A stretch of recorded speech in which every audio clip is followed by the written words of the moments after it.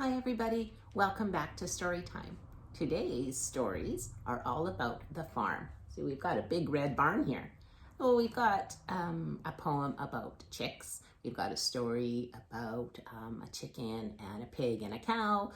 We've got our friend Lucy Lamb. Oh, Lucy Lamb is here. And Lucy, do you live on a farm?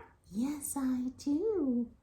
And I bet you really like stories and songs about animals that are your friends on the farm, right? I sure do. Okay, well, let's get started. Lucy, you're going to sit and watch? I can. Our first poem is called This Little Chick.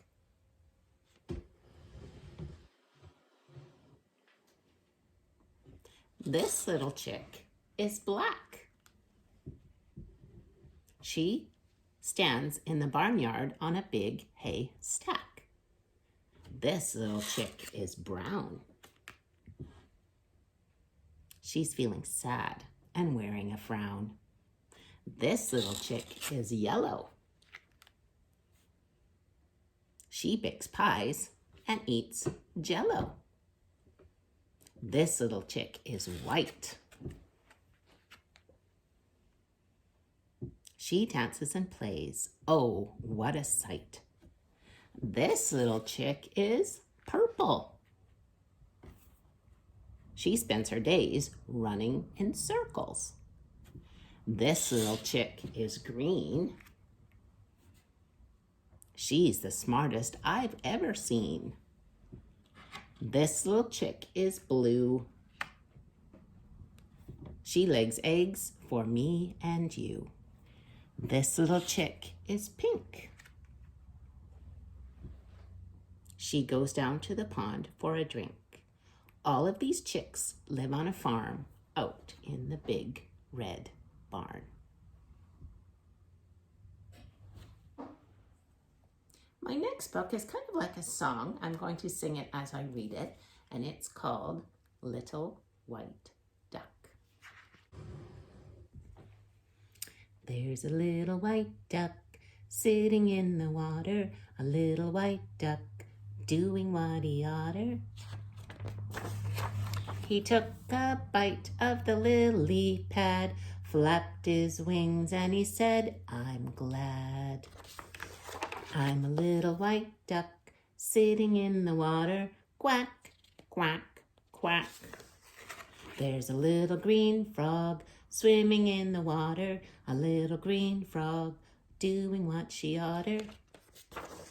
She jumped right off of the lily pad that the little duck bit, and she said, I'm glad.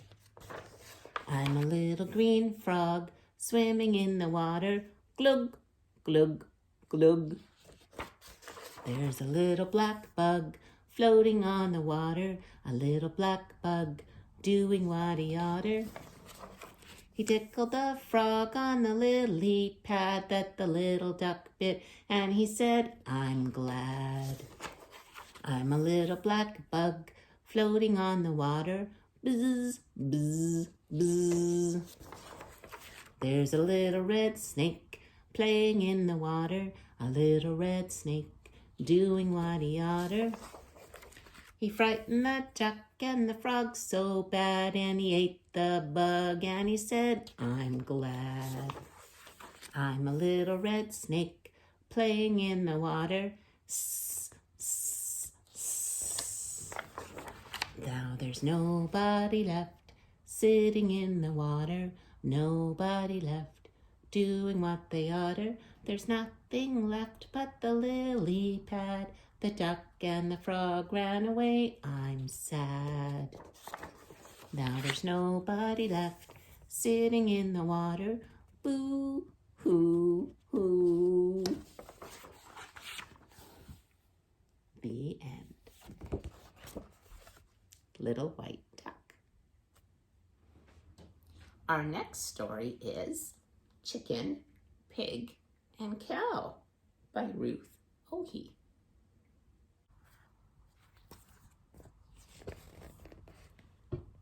Chicken, Pig, and Cow lived in a popsicle stick barn that girl made. They loved their barn. It was warm and cozy and smelled just right. The only thing that wasn't exactly perfect lived outside. His name was Dog. Dog was way too big. He was even bigger than Cow. And Dog drooled. "I thought it didn't rain indoors," said Chicken.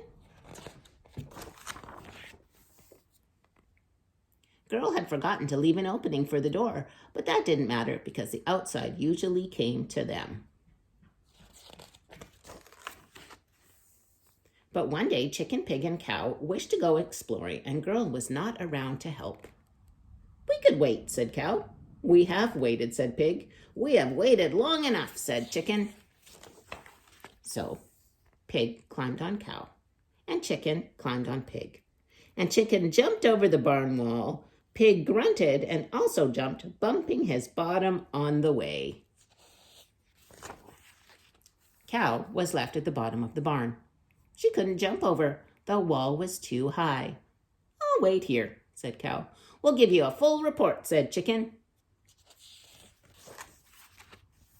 The barn was very quiet. "Oh, this is nice," said Cow. "I could take a nap." The barn was very empty. "Oh, this is good," said Cow. "I can run and play and not bump into anyone." But Cow didn't feel like running and playing without her friends, so Cow waited. And then she heard a sound, a drooly, snorty sort of sound. The barn moved, the floor twitched, and Cow flew. When Cow landed, she was outside, where Dog was, drooly, snorty Dog. Cow froze. Dog walked over to Cow and wagged his tail. Dog sat next to Cow and wagged his tail harder. Then Dog lay down, wrapped himself around Cow. Cow fainted. Pig and Chicken came back. Pig walked over to Dog. Pig stood right in front of Dog. Dog's large, drooly mouth. "Oink, oink," said brave Cow. "Come chase me, drooly, snorty Dog." Dog opened one eye. His tail wagged, but Dog was not interested in chasing Pig. Chicken saw Red Ball. Chicken walked over to Red Ball and gave it a kick. "Ouch," said Chicken. Chicken gave Red Ball a push, but Red Ball did not move. Pig came over to help. Pig pushed. Chicken pushed. Pig grunted. Chicken flapped. And finally, Red Ball rolled right past Dog. "Fetch," said Chicken. Cow woke up. "I made a new friend," said Cow. "And the barn now has a door, thanks to Dog," said Pig. Dog wagged his tail. Chicken, Pig, and Cow lived in a popsicle stick barn with a door that Dog made. They loved their barn. They loved their new friend Dog. Both were warm and cozy and smelled just right. Chicken, Pig, and Cow. I have another story, and it's called Pigs, and it is by one of my favorite authors, Robert Munsch. So let's find out about this story.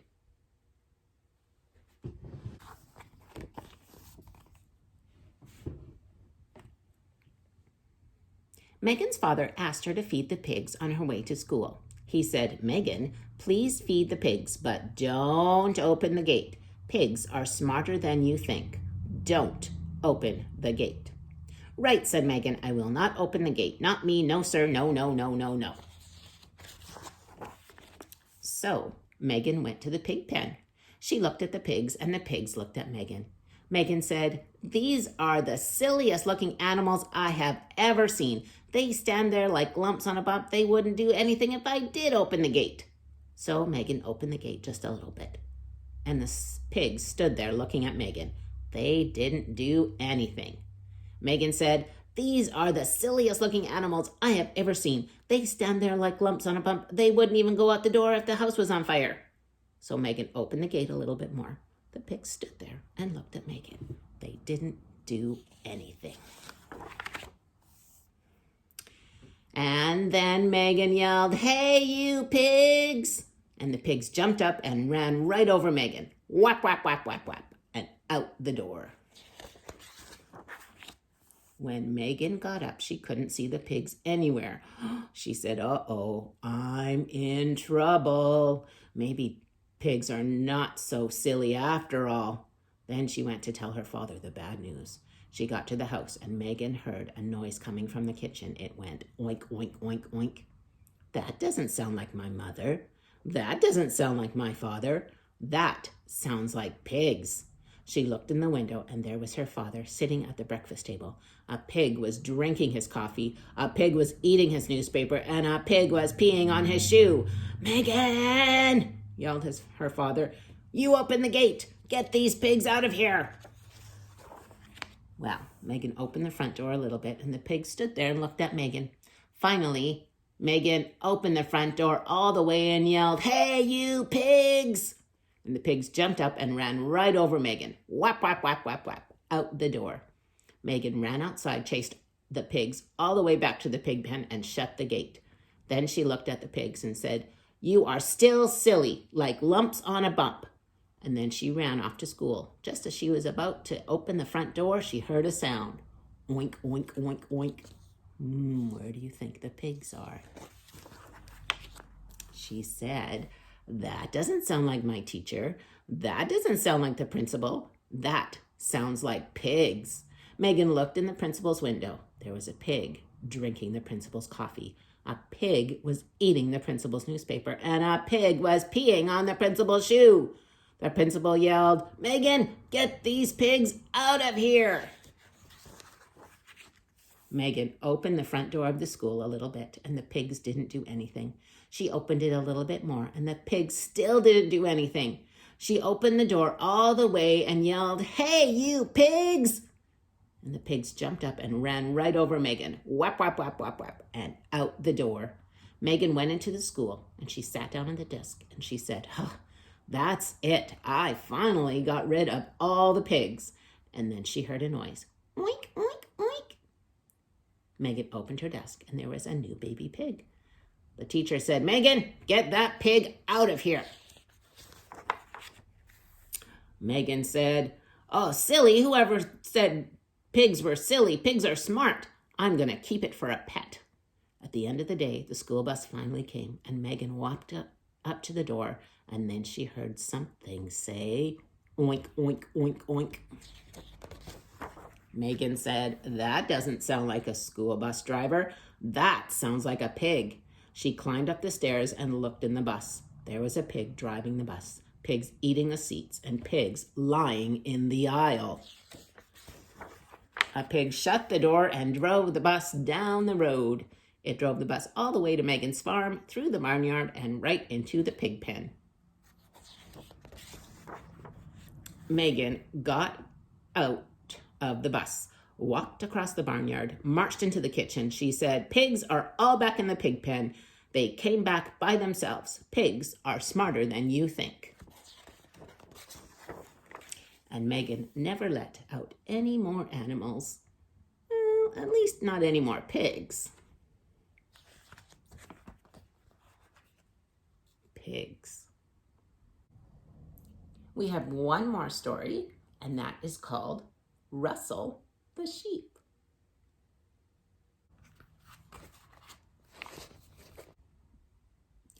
Russell the sheep lived in Frog's Bottom field.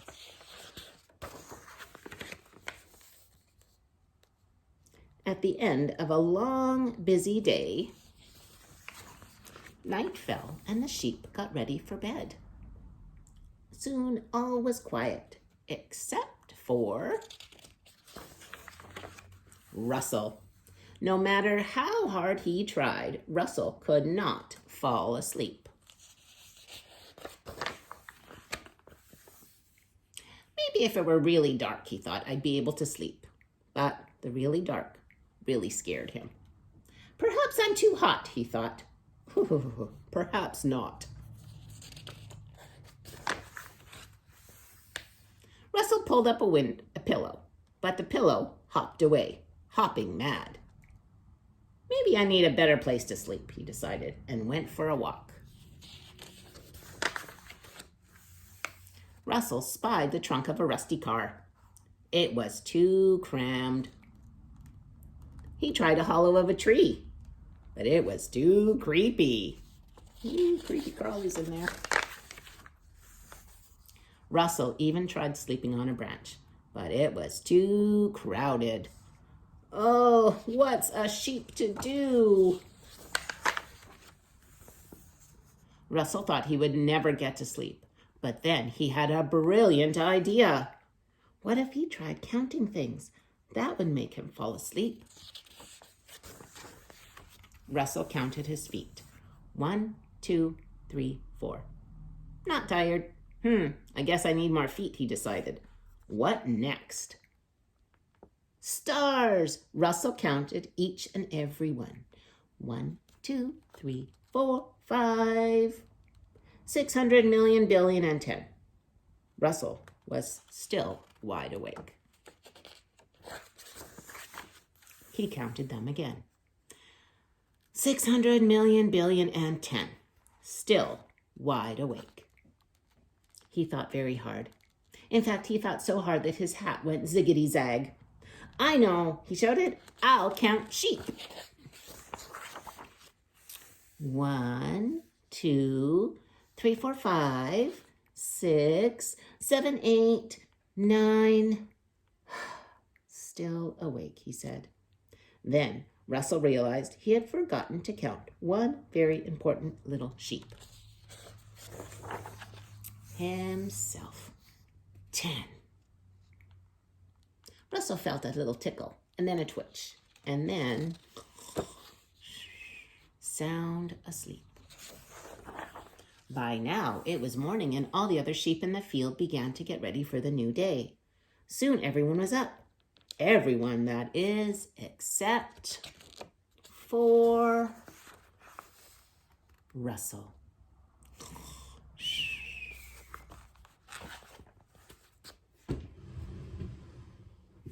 Russell the sheep. Did you like those stories, Lucy? I did. I really did. Now I think I'm going to go to sleep. Oh, Lucy's gone to sleep. So I guess it's time to say goodbye. Bye until next time.